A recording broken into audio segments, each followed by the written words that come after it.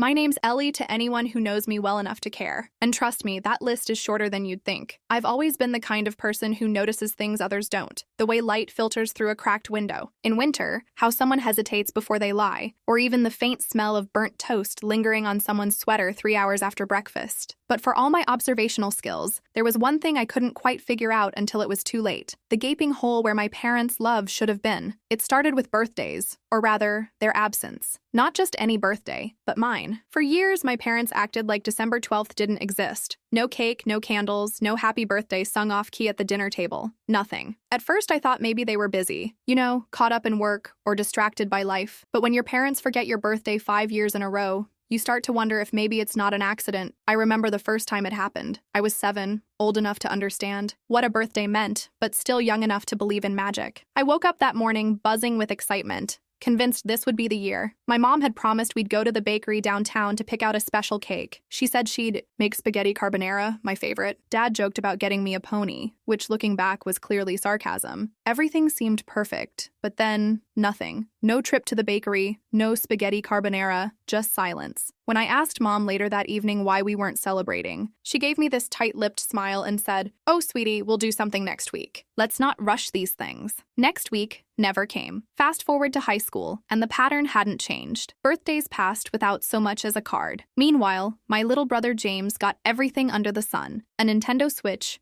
concert tickets, a freaking drone. It wasn't fair, sure, but more than that, it stung deeply. Because every time I saw him opening presents while I sat quietly in the corner, I felt invisible, like I didn't matter. One year, desperate for some kind of acknowledgement, I tried, throwing myself a party. I invited friends over, baked cookies shaped like stars, and blew up balloons until my lungs burned. My parents walked into the kitchen halfway through, looked around like they'd stumbled into the wrong house, and left, without saying a word. That night, I cried myself to sleep clutching a half-eaten cookie. By college, I stopped expecting anything. Instead, I threw myself into schoolwork, friendships, and hobbies. If my parents didn't want to celebrate me, fine. I'd find people who did. There was Luna, my best friend since freshman year, whose laugh could fill entire rooms. Then there was Daniel, the guy from my photography class who always smelled faintly of coffee and pine needles. They made birthdays feel less lonely. On my 21st, Luna surprised me with a midnight karaoke session at a dive bar. Daniel showed up with a Polaroid camera and snapped pictures of us singing horribly off-key. For once, I felt seen. But no matter how hard I tried to move past it, the ache lingered. Why did they treat me differently? Was it because I wasn't athletic like James? Or maybe because I preferred books to sports? Whatever the reason, it gnawed at me. Things reached a breaking point last December. I turned 25, the big quarter century, and decided to visit home for the holidays. Maybe, just maybe, they'd finally acknowledge it. I arrived 2 days before my birthday, lugging a suitcase stuffed with clothes and a heart full of cautious hope. The house smelled the same as always, vanilla candles mixed with the faint tang of lemon cleaner. Mom greeted me at the door with her usual distracted hug, already scrolling through her phone. Dad barely looked up from his newspaper. "Hey," I said softly, setting my bag down. "I'm here." "That's nice, dear," Mom replied absently, tapping away at her screen. Dinner. That night was awkward, filled with forced small talk about James's latest achievements. He'd landed an internship at some fancy tech company, apparently. Everyone oohed and awed over his accomplishments, while I pushed peas around my plate, feeling smaller with each passing second. When bedtime rolled around, I lay awake, staring at the ceiling, replaying memories I wished I could erase. The next morning, I woke up to find a note taped to my bedroom door. "Ellie, happy belated birthday. We're sorry we missed it yesterday. Love, Mom and Dad. Belated. Missed. Sorry. 3 words scribbled hastily on a scrap of paper. 3 words that summed up 25 years of neglect. Something inside me snapped. I packed my bag silently, tears streaming down my face. By noon, I was gone. For months afterward, I cut them off completely. No calls, no texts. Nothing. Part of me expected them to reach out to ask why I left or apologize properly, but they didn't. Not once.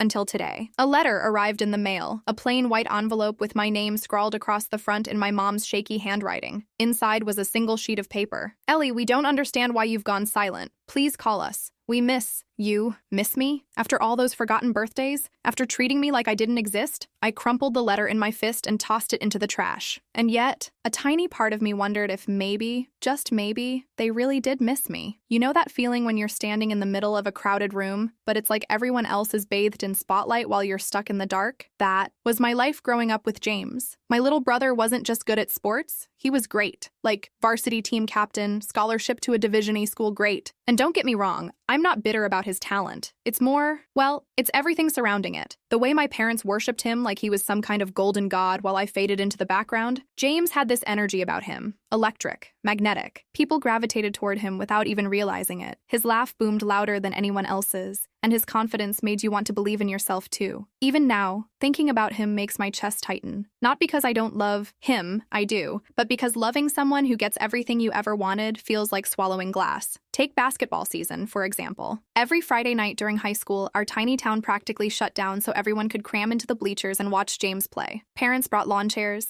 Kids painted their faces orange and blue. The gym smelled like sweat and stale popcorn, and the air buzzed with anticipation. I'd sit near the back, pretending to cheer along while secretly wishing I could disappear. After every game, win or lose, my parents threw these ridiculous after parties at home. Mom would bake trays of brownies shaped like basketballs, and Dad would replay highlights on the living room TV like they were watching the Olympics instead of a high school match. Meanwhile, I'd hover awkwardly by the snack table, trying to avoid conversations where people inevitably asked, "So what are you up to these days?" "Oh, you know," I'd say with a shrug, forcing a smile. "Just surviving." But no one really cared. They were too busy congratulating James or asking my parents how they raised such a star athlete. One particular party stands out in my memory, not because anything extraordinary happened, but because it perfectly encapsulated the dynamic between us. James had scored 30 points that night, leading his team to victory against their biggest rival. As usual, the house was packed with neighbors, teachers, and random acquaintances eager to bask in his glory. I found myself squeezed onto the couch between Mrs. Henderson, our overly enthusiastic neighbor, and Daniel, who'd tagged along because Luna had begged him to keep me company. "Ellie," Mrs. Henderson chirped, leaning over to pat my knee. "Your brother is absolutely phenomenal. Have you thought about following in his footsteps? Maybe joining the track team or something?" I blinked at her, caught off guard.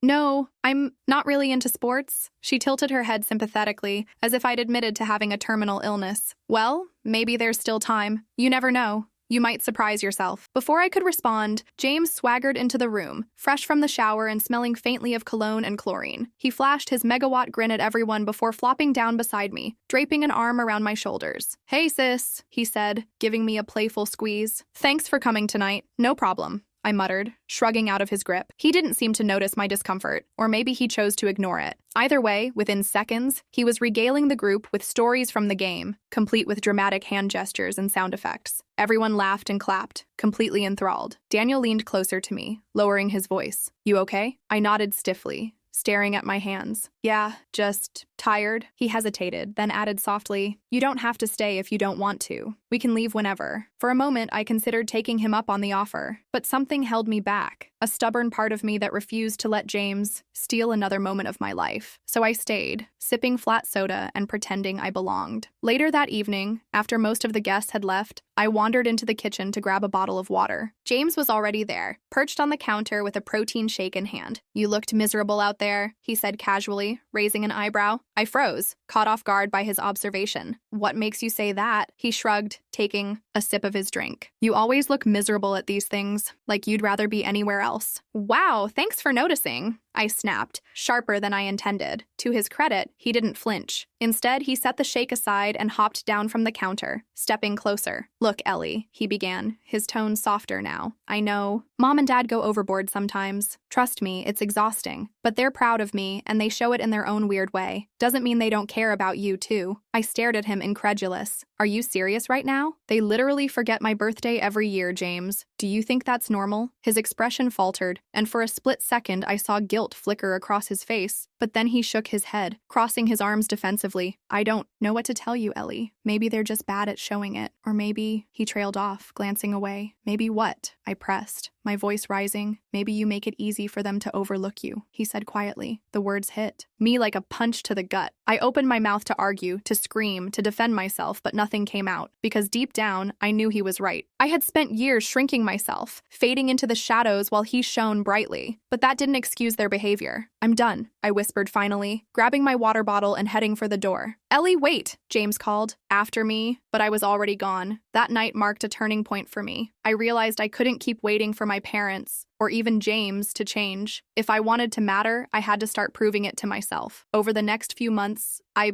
threw myself into photography, determined to carve out my own identity. Daniel became my unofficial mentor, teaching me everything from lighting techniques to editing tricks. Together, we explored abandoned buildings, capturing haunting images of decay and resilience. For the first time in years, I felt alive. When my 25th birthday rolled around, I celebrated with Luna and Daniel at a cozy cafe downtown. We laughed, shared stories, and ate cupcakes topped with rainbow sprinkles. It wasn't perfect, but it was enough. And yet, a small part of me still wondered if my parents would ever truly see me. It's funny how life has a way of circling back to the things you try hardest to leave behind. Just when I thought I'd built a new version of myself, one that didn't revolve around my parents' neglect or James's shadow, I found myself smack dab in the middle of his world again. Only this time, it wasn't just about basketball games and after parties. This time, it was bigger, messier, and honestly, more painful than I could have imagined. The invitation came out of nowhere. A glossy flyer slipped into my mailbox with James Carter Alumni Spotlight printed across the top in bold letters. Beneath it was a photo of him mid-dunk, sweat glistening on his forehead,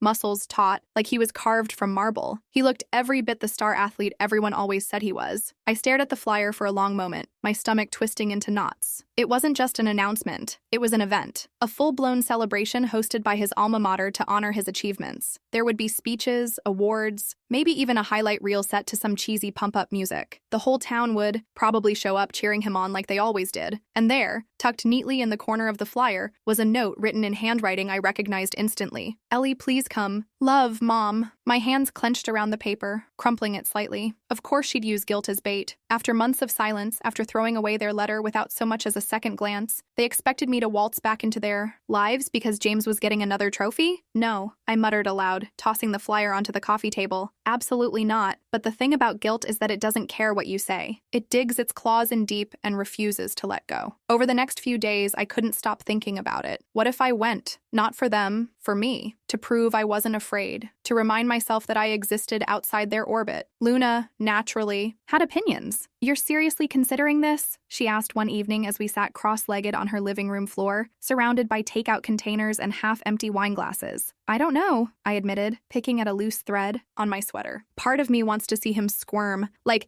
hey, look who showed up despite your family treating her like garbage. But then, what if they don't even notice? What if I'm just invisible again? She reached over, grabbing my hand. Ellie, you're not invisible. You never were. Your parents might be clueless jerks, but anyone who knows you sees how incredible you are. Don't let them make you doubt that. Her words hit home, but they didn't erase the ache in my chest. Still, I decided to go. Not because I wanted to forgive them, but because I needed closure. The gymnasium smelled exactly the same as it had in high school. Sweat, bleach, and the faint metallic tang of old bleachers. Bright banners hung from the rafters, each emblazoned with the names of past champions. James's name stood out among them, larger and bolder than the rest. I hovered near the entrance, clutching a bottle of water like it was a lifeline. People milled around, chatting excitedly as they waited for the ceremony to begin. Some recognized me immediately, pulling me into awkward hugs and asking where I'd been all these years. Others barely glanced my way, too focused on finding good seats to care. Then I saw him. James stood near the center of the court, dressed in slacks and a blazer that somehow made him look even taller than usual. He was talking to Coach Miller, gesturing animatedly with his hands. His smile was wide, genuine, and utterly disarming. Watching him, I felt a pang of something I couldn't quite name. Pride? Jealousy? Maybe both. Before I could slip away unnoticed, he spotted me. His eyes widened, and for a brief moment, he froze. Then, excusing himself from the conversation, he started walking toward me. Ellie, he said, his voice soft but steady. You came? Yeah, I replied, forcing a casual shrug. Figured I should see what all the fuss is about. He chuckled nervously, running a hand through his hair. Listen, I wasn't sure if you'd get the invite. Mom mentioned sending it, but you didn't think I'd show? I finished for him, raising an eyebrow. He winced. Something like that. We stood there in silence for a moment, the noise of the crowd fading into the background. Finally, he sighed and gestured toward the bleachers. Do you want to sit down? Or do you need a minute? I'm fine, I said quickly, though my racing heart suggested otherwise. As we walked to our seats, I noticed my parents sitting a few rows ahead. My mom turned briefly, catching my eye before offering a tentative wave. I nodded stiffly, pretending not to feel the lump forming in my throat. The ceremony itself was everything I expected. Speeches praising James's dedication and leadership, video montages of his greatest plays, and endless applause from the audience. At one point, he took the microphone to thank everyone who'd supported him along the way. My parents parents, he began, glancing toward them with a warm smile. They've been my biggest fans since day one. Without their encouragement, I wouldn't be standing here today. A swell of pride rippled through the crowd, followed by enthusiastic cheers. But as I watched my parents beam with pride, I couldn't help but wonder, where was my speech? Where was my moment in the spotlight? When the event ended, people lingered to congratulate James and snap photos. I hung back, debating whether to slip out unnoticed, but before I could make a move, James appeared beside me. "Can we talk?" he asked quietly. I hesitated, then nodded. We stepped outside, the cool night air a welcome relief from the stuffy gym. For a while, neither of us spoke. Then James cleared his throat, shoving his hands into his pockets. "I owe you an apology," he said finally. "For what?" "For everything," he admitted, his voice cracking slightly. "For letting you feel like you didn't matter. For not standing up for you when Mom and Dad treated you differently. For being selfish." Tears pricked at the corners of my eyes, but I blinked them away. "Why now?" "Because I realized something tonight," he explained, turning to face me. "All those times I thanked Mom and Dad for supporting me, I never stopped to think about who they weren't supporting. About how hard it must have been for you to watch them cheer for me while ignoring you." His words caught me off guard, knocking the wind out of me. Part of me wanted to lash out, to tell him he had no idea what it felt like. But another part, the part that still loved him despite everything, knew he meant it. "So what now?" I asked softly. He shrugged, looking helpless. "I don't know, but I want to fix this. If you'll let me." I didn't answer right away. Instead, I stared up at the stars, searching for answers I knew weren't there. The next morning, I woke up with James's words still echoing in my head. "I want to fix this." It sounded simple enough, almost too simple, but the weight of it pressed down on me like a boulder. Fixing something as broken as our family wasn't going to happen overnight. Hell, it might not even be possible. But for the first time in years, someone was trying. And that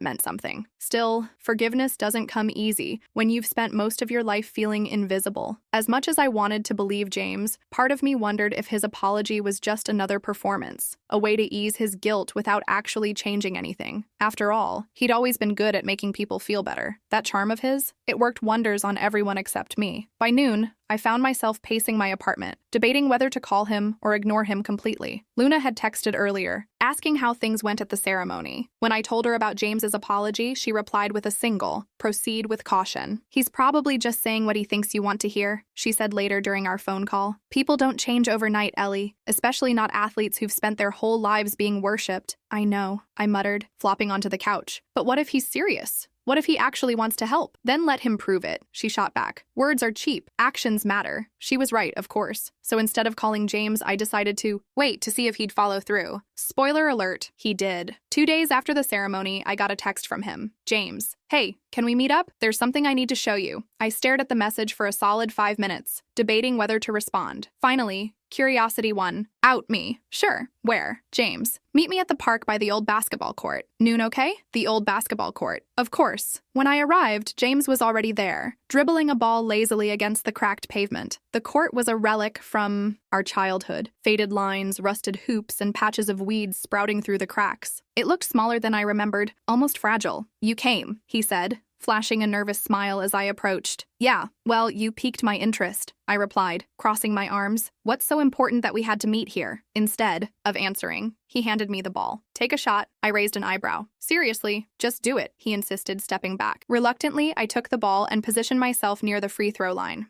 Basketball wasn't exactly my thing. I'd only ever played during gym class, but I figured I could at least make the basket look semi-impressive. I bounced the ball. Once, twice, then released it with a flick of my wrist. It sailed toward the hoop and clanged off the rim. "Nice try," James teased, retrieving the ball. "Here, let me show you how it's done." He lined up a shot from half court, bouncing the ball rhythmically as he focused. Then with a quick jump and a fluid motion, he launched it into the air. The ball arced perfectly, swishing through the net with a satisfying swoosh. "Show off," I muttered, rolling my eyes. But instead of gloating, he turned to me with a serious expression. "That's not why I brought you here." "Oh?" He gestured for me to sit on the nearby bench, and after a moment's hesitation, I joined him. "This court," he began, staring at the ground. "It's where I realized something about myself, about us." I frowned, confused. "What are you talking about?" "When we were kids, I used to practice here every day after school," he explained. "You remember that, right? How I'd beg Mom and Dad to drop me off so I could work on my game?" I nodded slowly. "Yeah, I remember. You were obsessed." "Well, what you don't know is that you used to come with me sometimes. Not because you cared about basketball, but because you didn't want me to go alone." My breath hitched. I don't remember that. That's because no one ever thanked you for it, he said softly. You'd sit on the sidelines reading books or drawing pictures while I ran drills. And whenever I got frustrated or wanted to quit, you'd tell me to keep going. You believed in me, Ellie, even when I didn't believe in myself. Tears welled up in my eyes, but I blinked them away furiously. Why are you telling me this now? Because I forgot, he admitted, his voice breaking slightly. For years, I acted like everything I achieved was because of me, like I didn't need anyone else. But the truth is, I wouldn't be here without you, without your support. And I'm sorry I never acknowledged that. His words hit me like a freight train, knocking the air out of my lungs. For so long, I'd convinced myself that I didn't matter, that my role in his success was insignificant. Hearing him say otherwise felt like stepping into sunlight after years of darkness. But what about Mom and Dad? I asked finally, my voice trembling. Do they realize any of this? Or am I still just invisible to them? James sighed, rubbing the back of his neck. Honestly, I don't think they get it. They're proud of me, sure, but they don't understand how much they hurt you. And maybe they never will. So what does that mean for us? It means we have a choice, he said firmly. We can either let them define us, or we can define ourselves. Together. For the first time in forever, I felt a spark of hope. Maybe fixing our family wasn't possible.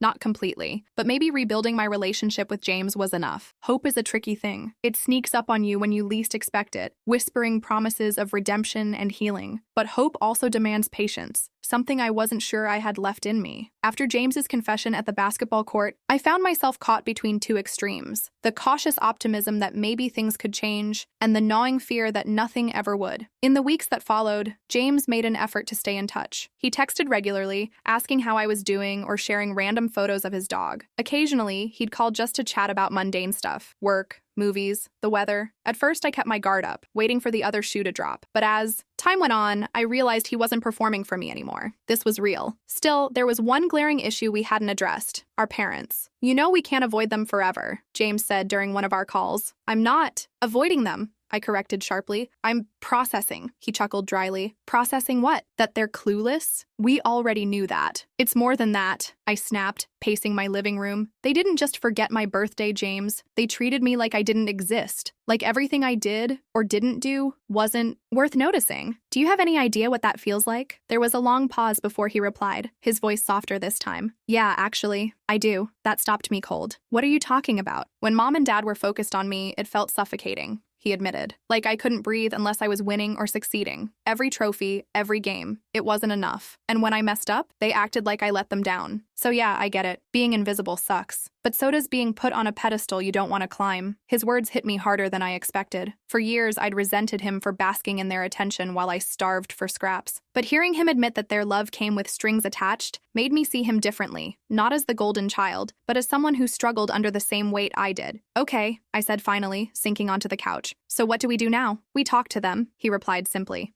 My stomach churned at the thought. And say what? Hey, thanks for ignoring me for 25 years? No, he countered firmly. We tell them how we feel, together. The idea terrified me. Confrontation wasn't exactly my strong suit. I preferred retreating into silence rather than hashing things out. But James insisted, promising he'd be by my side every step of the way. We agreed to meet at their house on a Sunday afternoon when the atmosphere would be neutral. As we pulled into the driveway, I noticed the familiar scent of vanilla candles wafting through the open windows. Inside, Mom was arranging flowers in a vase while Dad flipped through channels on the TV. Ellie! James! Mom exclaimed, her face lighting up. What a surprise. Not really, James muttered under his breath, earning a glare from me. We sat down in the living room, the air thick with unspoken tension. Mom perched on the edge of her seat, clutching a throw pillow like a lifeline, while Dad leaned back with feigned nonchalance. So, Mom began nervously. To what do we owe this visit? James glanced at me, nodding encouragingly. Taking a deep breath, I launched into the speech I'd rehearsed a dozen times. For years, I've felt like I didn't matter to either of you, I started, my voice trembling slightly. You celebrated James's accomplishments, but you barely acknowledged mine. You forgot my birthdays, ignored my interests, and acted like I was invisible unless it was convenient for you to notice me. And honestly, it hurt. A lot. Mom's eyes filled with tears, but she didn't interrupt. Dad shifted uncomfortably, avoiding eye contact. And me? James chimed in, his tone steady but firm. You treated me like some kind of project, like my worth depended on how well I performed. When I succeeded, you cheered. When I failed, you acted like I disappointed you. Did you ever stop to think how that made me feel? Silence fell over the room, heavy and suffocating. For a moment, I wondered if they'd even heard us, or worse, if they'd dismiss our words, like they always had. Then Mom spoke, her voice barely above a whisper. We never meant to hurt either of you. But you did, I shot back, my anger bubbling to the surface. You still do. Dad sighed, rubbing his temples. Your mother's right. We weren't perfect parents. Far from it. But we loved you both the best way we knew how. That's the problem, James interjected. You loved us conditionally, like we had to earn it instead of it being unconditional. Their faces crumpled, guilt etched into every line. Mom reached for my hand, but I pulled away instinctively.